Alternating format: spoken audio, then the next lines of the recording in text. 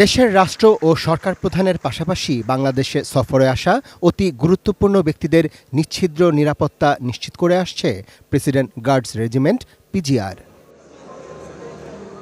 পিজিআরের ৪৯তম প্রতিষ্ঠাবার্ষিকীর আয়োজনে যোগ দিতেই ঢাকা সেনানিবাস এলাকায় বাহিনীর সদর দপ্তরে আসেন প্রধানমন্ত্রী শেখ হাসিনা। পুরো অনুষ্ঠানস্থল ঘুরে কুশল বিনিময় করেন উপস্থিত সবার সঙ্গে। দায়িত্ব পালন করতে গিয়ে শহীদ হওয়া বীর গার্ডদের পরিবারের সদস্যদের হাতে তুলে দেন রাষ্ট্রীয় অনুদান। পরে আনুষ্ঠানিক বক্তব্যে সরকার প্রধান দেশপ্রেম ও সততার সঙ্গে দায়িত্ব পালনে পিজিআর সদস্যদের প্রশংসা করেন। বলেন, প্রশিক্ষণ ও আধুনিকায়নে প্রেসিডেন্ট গার্ড রেজিমেন্ট এখন অত্যন্ত সুসংহত বাহিনী হিসেবে রূপ নিয়েছে। এই গার্ড রেজিমেন্টটা জাতির পিতা বঙ্গবন্ধু শেখ মুজিব তিনি ৭৫ সালে ৫ জুলাই প্রতিষ্ঠা করে যান, কিন্তু এটা ট্রেনিং নিয়ে কাজ শুরু করতে সময় নেয়। প্রেসিডেন্ট গার্ড রেজিমেন্ট অন্তত আমি বলবো যে আজকে এটা অত্যন্ত সুসংহত বাহিনী হিসেবে আত্মপ্রকাশ করেছে। দেশের রাষ্ট্রপ্রধান, সরকার প্রধান বা জাতির পিতা পরিবার সকলেরই নিরাপত্তার বিরাট অবদান রেখে যাচ্ছে। আর তাছাড়া বিভিন্ন রাষ্ট্রাচার অনুষ্ঠানে তাদের ভূমিকা আজকে অত্যন্ত প্রশংসনীয়। আর আমি এটুকু বলবো যে আমাদের গার্ড রেজিমেন্ট সবসময় তারা বিশেষ করে দায়িত্ব পালন করতে যেয়ে সেই ঝড় বৃষ্টি রোদ সব কিছু মাথায় নিয়েই কিন্তু জীবনের ঝুঁকি নিয়ে এই গার্ড রেজিমেন্টের সদস্যরা দায়িত্ব পালন করে থাকেন। এবং আমাদের যে আমরা জাতিপিতা সুবর্ণ জয়ন্তী এবং আমাদের বিশেষ করে জাতিপিতার জন্ম শতবার্ষিকী এবং স্বাধীনতা সুবর্ণ জয়ন্তী যখন আমরা ২০২১ সালে পালন করতে যাই, তখন অনেক বিদেশি অতিথিরা একই সাথে এসেছিলেন। কাজে সমস্ত নিরাপত্তা পালনে এবং বিভিন্ন রাষ্ট্রাচারে অত্যন্ত দক্ষতার পরিচয় দিয়েছেন। কাজে আমি আমাদের প্রেসিডেন্ট গার্ড রেজিমেন্ট অর্থাৎ পিজিআরকে আন্তরিক অভিনন্দন জানাই যে তারা যে তাদের জীবনের উপর ঝুঁকি নিয়ে এবং এই রোদ বৃষ্টি মাথায় নিয়ে তাদের উপর অর্পিত দায়িত্ব অত্যন্ত নিষ্ঠার সাথে পালন করে যান। সেজন্য আপনাদের সবাইকে আমার আন্তরিক ধন্যবাদ এবং আপনাদের প্রতি আমি কৃতজ্ঞতা জানাই।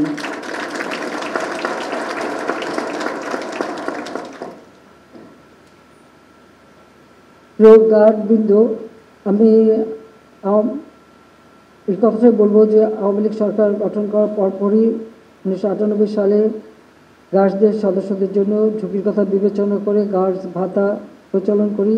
রেজিমেন্টের সক্ষমতা বৃদ্ধির জন্য ২০১৩ সালে আমি জনবল বৃদ্ধি করি, স্বতন্ত্র রেজিমেন্টে রূপান্তরিত করি। আর প্রেসিডেন্ট গার্ডস রেজিমেন্টে আর্মার পার্সোনাল ক্যারিয়ার এপিসি প্রদান সহ যুগোপযোগী আধুনিক অস্ত্র সরঞ্জাম সংযোজন করি, যাতে করে তাদের দক্ষতা বৃদ্ধি পায় এবং প্রশিক্ষণের যেটা সবথেকে বেশি দরকার সে প্রশিক্ষণ কার্যক্রম আরও উন্নত কার্যকর করতে এমনকি বৈদেশিক প্রশিক্ষণ সহ সেনানিবাসী ইনডোর ফায়ারিং রেঞ্জ থেকে শুরু করে বিভিন্ন পদক্ষেপ আমরা নিয়েছি। এবং আমরা পরিবারের কল্যাণের কথা বিবেচনা করে ১৪ তলা বিশিষ্ট বহুতল ভবন নির্মাণ করেছি। গার্ডসের উন্নয়নের বিভিন্ন উন্নয়নমুখী কার্যক্রমও আমরা হাতে নিয়েছি, যা অব্যাহত থাকবে। আমি জানি আমার জীবনটা অত্যন্ত ঝুঁকিপূর্ণ।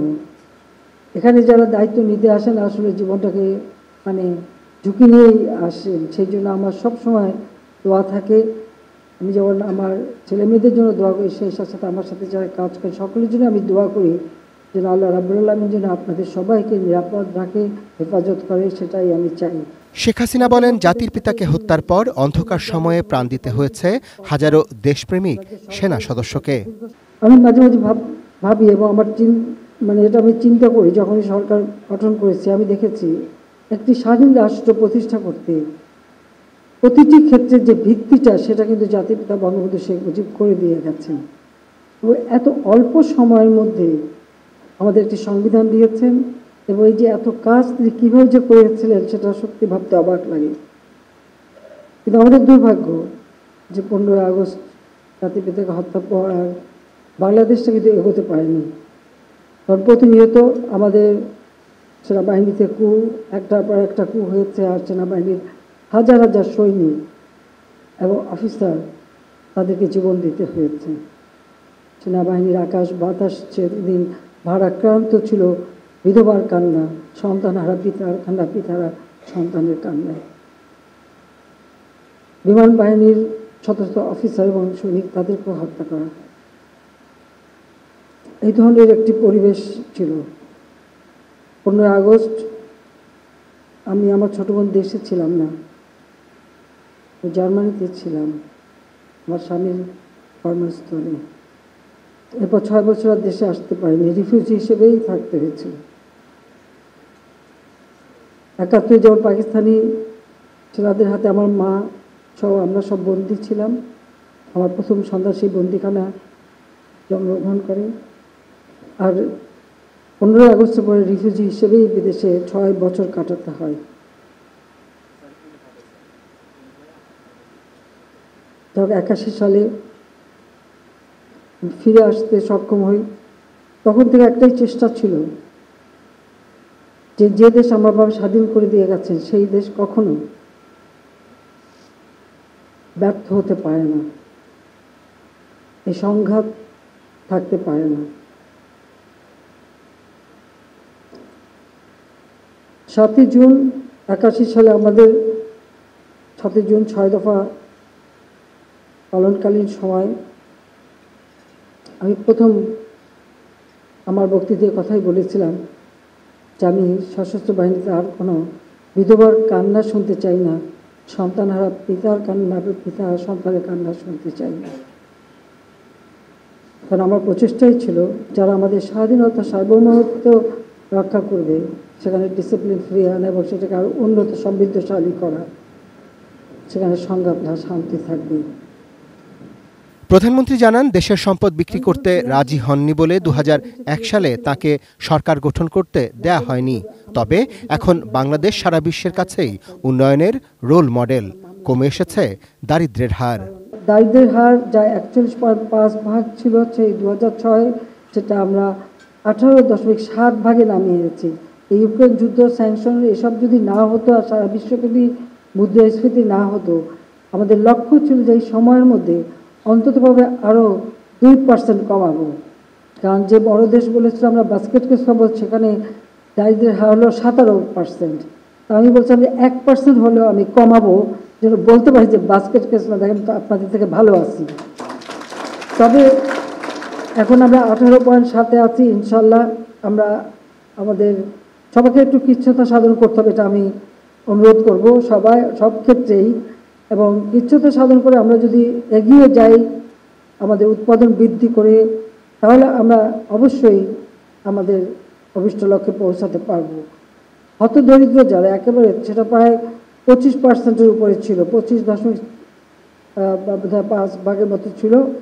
আজকে তা দাঁড়িয়ে 5-এ আমরা নামিয়ে এনেছি, 5.6% আমরা নামিয়ে এনেছি। নিজস্ব অর্থায়নে পদ্মা সেতু নির্মাণের প্রসঙ্গ টেনে প্রধানমন্ত্রী শেখ হাসিনা বলেন, খবরদারি করা বড় দেশগুলো এখন বাংলাদেশের উন্নয়ন অগ্রগতি অস্বীকার করতে পারে না। আমাদের নিজস্ব অর্থায়নে পদ্মা সেতু নির্মাণ করেছে। আপনারা জানেন যে এটা নিয়ে একটা বিরাট চক্রান্ত ছিল এবং দুর্নীতির অভিযোগ এনেছিল। আমি চ্যালেঞ্জ দিয়েছিলাম, সেটা প্রমাণ করতে পারেনি। কানাডা ফেডারেল কোর্ট একেবারে রায় দিয়েছিল যে ওয়ার্ল্ড ব্যাংক যে অভিযোগ করেছে এটা সম্পূর্ণ ভুয়া, মিথ্যা তথ্য দিয়েছে। কাজে আমরা তারপর আমি নিজেদের অর্থায়নে আজকে পদ্মা সেতু করে সারা বিশ্বকে দেখিয়ে দিয়েছি যে জাতির পিতা বঙ্গবন্ধু শেখ মুজিব 7ই মার্চের ভাষণে যে বলেছিলেন যে কেউ দাবায় রাখতে পারবে না বাঙালিকে, তো সেটা আমরা প্রমাণ করে দিয়েছি যে কারো ওরকম রক্তচক্ষুতে আমরা ভয় পাই না। আমরা ইচ্ছা করলে নিজেরাও পারি, সেটা আমরা প্রমাণ করে আজকে বিশ্বে সেটা দেখিয়েছি। আর ইতিমধ্যে অনেকগুলি কাজ করেছি। কর্ণফুলী টানেল নদীর নিচ দিয়ে, এখন নদীর নিচ দিয়ে গাড়ি চলে। আমাদের মেট্রো রেল থেকে শুরু করে আমরা এক্সপ্রেসওয়ে, এবং এটা শুধু রাজধানীতে সীমাবদ্ধ থাকবে না, সমগ্র বাংলাদেশটাই যাতে উন্নত হয় সেইভাবে আমরা রাস্তাঘাট, পুল, ব্রিজ, রেল, নৌপথ, বিমান সব ক্ষেত্রেই আমাদের উন্নয়নের ছোঁয়া রয়েছে। কাজে আমরা এই কাজটা করে যাচ্ছি। আমাদের লক্ষ্য যে আমরা রক্ত দিয়ে স্বাধীনতা এনেছি। জাতির পিতার যে স্বপ্ন ছিল ক্ষুধা দারিদ্র্যমুক্ত উন্নত সমৃদ্ধ বাংলাদেশ, সেই বাংলাদেশ আমরা গড়ে তুলব, সেটাই আমাদের একমাত্র লক্ষ্য। আর সেই লক্ষ্য নিয়ে আমরা কাজ করে যাচ্ছি এবং ইনশাআল্লাহ বাংলাদেশকে আর কেউ পিছনে টানতে পারবে না। আমরা অপ্রতিরোধ্য গতিতে বাংলাদেশের অগ্রযাত্রা অব্যাহত রাখতে সক্ষম হব সকলের সহযোগিতায়। Arafat Siddiqui, ATN news, Dhaka. যে নিশ্চিদ্র নিরাপদ